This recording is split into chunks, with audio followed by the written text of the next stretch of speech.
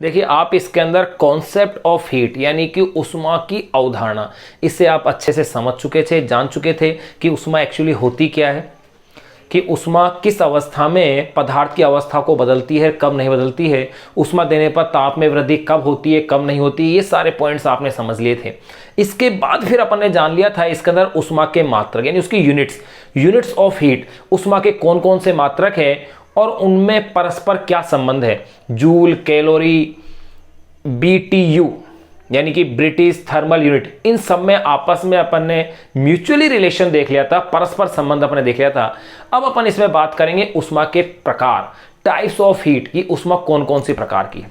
तो देखो उष्मा को मुख्यतः दो टाइप्स में अपन पढ़ते हैं, एक अपन पढ़ते हैं विशिष्ट उष्मा स्पेसिफिक हीट, और एक पढ़ते हैं अपन गुप्त उष्मा यानी कि लेटेंट हीट या हिडन हीट। तो एक बार अपन इसे चार्ट के रूप में बना लें, फिर एक एक उष्मा के बारे में अपन इसमें विस्तार से समझेंगे। तो देखिएगा सबसे पहले अपन बात कर रहे हैं उष्मा यानी कि हीट, जिसे कि या तो Q से या फिर H से अपन क्या करते हैं, रिप्रेजेंट करते हैं। Q से, कैपिटल Q से या फिर कैपिटल H से उसे दर्शाते हैं। उष्मा के दो टाइप्स अपन बना रहे हैं, यहाँ पर चार्ट के फॉर्मेट के रूप में बना लेते हैं ताकि समझना याद रखना अपने लिए क्या रहे, आसान रहे। देखिएगा फर्स्ट जो टाइप अपन ले रहे हैं वो है विशिष्ट उष्मा।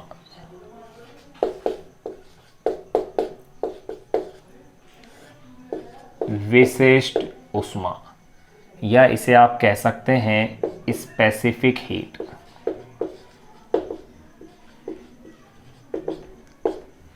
दूसरा जो टाइप आप लेंगे नंबर 2, वो है गुप्त उष्मा यानी कि लेटेंट हीट। नंबर 2 गुप्त उष्मा, जिसे कि आप कहते हैं लेटेंट हीट या इसे आप कह सकते हैं हिडन हीट।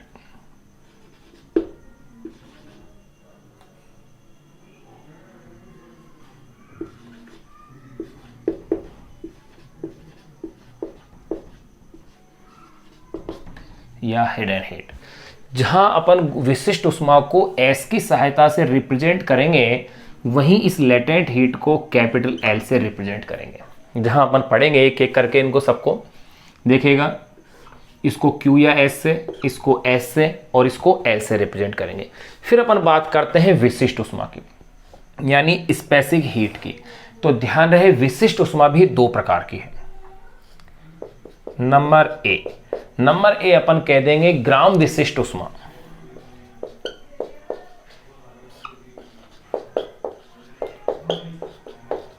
ग्राम विशिष्ट उष्मा, ग्राम स्पेसिफिक हीट। ध्यान रहे केवल अगर विशिष्ट उष्मा शब्द लिया जाए यानी कि ओनली स्पेसिफिक हीट कहा जाए, उसका मीन्स हमेशा ग्राम विशिष्ट उष्मा ही लेते हैं अपन। यानी कि ग्राम विशिष्ट उष्मा कह दो या विशिष्ट उष्मा कह दो, मतलब एक ही रहेगा। लेकिन नंबर बी सेकेंड अपन बात करते हैं मोलर विशिष्ट उष्मा की।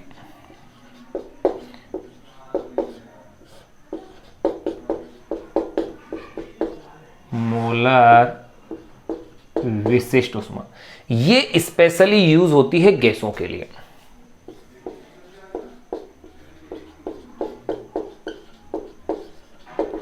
Molar specific heat. अब यहां पर जो ग्राम विशिष्ट उष्मा है, इसके भी अपन दो टाइप्स कर सकते हैं। नंबर A1 स्थिर दाब पर ग्राम विशिष्ट उष्मा।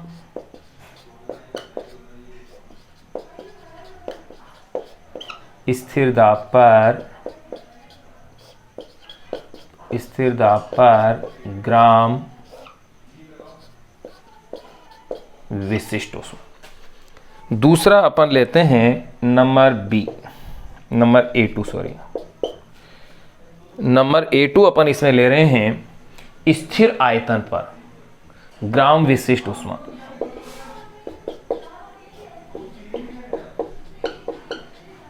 स्थिर आयतन पर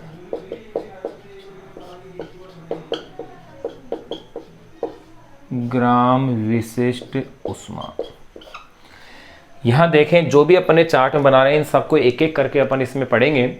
यहां अभी अपन केवल एक चार्ट के फॉर्मेट में बना रहे हैं, भी क्या क्या इसके अंदर पढ़ना है। मोलर जो विशिष्ट ऊष्मा है इसके भी दो टाइप्स आप ले लीजिए। नंबर B1 पे अपन इसमें बात करेंगे मोलर या स्थिर दाब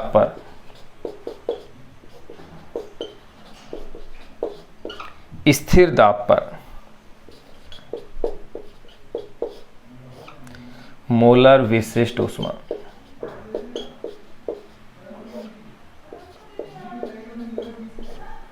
और नंबर B2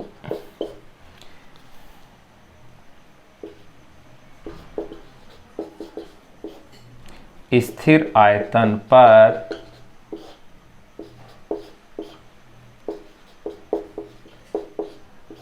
मोलर विशिष्ट ऊष्मा। तो देखें अपन ने ऊष्मा के दो टाइप्स लिए हैं, स्पेसिफिक हीट और लेटेंट हीट या हिडन हीट जिसे अपन कहते हैं। स्पेसिफिक हीट के भी दो टाइप है, ग्राम स्पेसिफिक हीट और मोलर स्पेसिफिक हीट। फिर मोलर और ग्राम के भी दो टाइप्स लगे हैं, स्थिर दाब पर और स्थिर आयतन पर। अब देखिएगा यहां जो गुप्त ऊष्मा है इसके भी दो टाइप्स अपन ले लेंगे।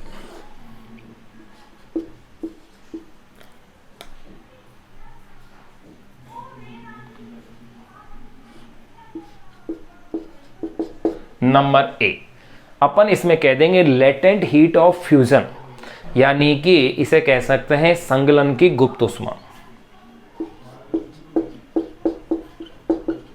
संगलन की गुप्त ऊष्मा, अथवा इसे आप कह सकते हैं लेटेंट हीट ऑफ फ्यूजन। ध्यान रहे संगलन की गुप्त ऊष्मा और गलन की गुप्त ऊष्मा अलग अलग परिभाषित की जाती है, अलग अलग हैं, परंतु दोनों के मान एक समान होने के कारण आपको इन दोनों को एक ही पढ़ना पड़ता है। इसलिए अपन भी इन दोनों को एक ही लिख रहे हैं क्योंकि दोनों एक्चुअल में क्या है, दोनों बराबर ही होती है। तो इसे मैं ये और करके कह सकता हूं, तो इसे ही मैं कह सकता हूं गलन की गुप्त ऊष्मा। क्यों? क्योंकि दोनों के ही मान समान होते हैं। गलन की गुप्त ऊष्मा, यानी कि इसे आप कह सकते हैं लेटेंट हीट ऑफ मेल्टिंग। अब एक एक को अपन परिभाषित करेंगे, इनके मान भी नोट करेंगे, सारी चीजें डिटेल से पढ़ेंगे। पहले अपन इस चार्ट को कंप्लीट कर लें। नंबर B देखिए, नंबर B अपन लेंगे लेटेंट हीट ऑफ वेपोराइजेशन, यानी वाष्पन की गुप्त ऊष्मा।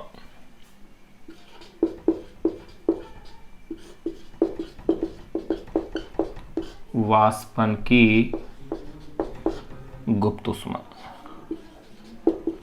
या इसे आप कह सकते हैं latent heat of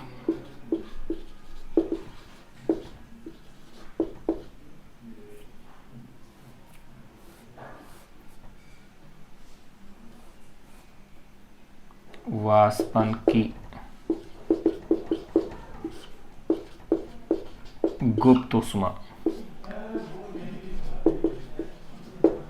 latent heat of vaporisation. ये यहां अपन ने इसका एक चार्ट बना लिया है। तो देखिएगा, फिर से आपसे एक बार चर्चा कर लें कि ऊष्मा दो प्रकार की, विशिष्ट ऊष्मा और गुप्त ऊष्मा। विशिष्ट ऊष्मा भी फिर दो प्रकार की, ग्राम विशिष्ट ऊष्मा और मोलर विशिष्ट ऊष्मा। इसके भी फिर दो प्रकार हैं, स्थिर दाब पर, स्थिर आयतन पर। इसके भी दो प्रकार, स्थिर दाब पर, स्थिर आयतन पर। फिर जो गुप्त ऊष्मा है इसके भी दो टाइप्स हैं। नंबर A संगलन की गुप्त ऊष्मा, लेटेंट हीट ऑफ फ्यूजन, या इसे कहते हैं गलन की गुप्त ऊष्मा, लेटेंट हीट ऑफ मेल्टिंग। दूसरी नंबर B है वाष्पन की गुप्त ऊष्मा, लेटेंट हीट ऑफ वेपोराइजेशन। एक बार आप इसे चार्ट को नोट कीजिएगा, फिर अपन एक एक ऊष्मा के बारे में, एक एक पॉइंट के बारे में विस्तार से अपन पढ़ते हैं। नोट कीजिएगा आप इसे।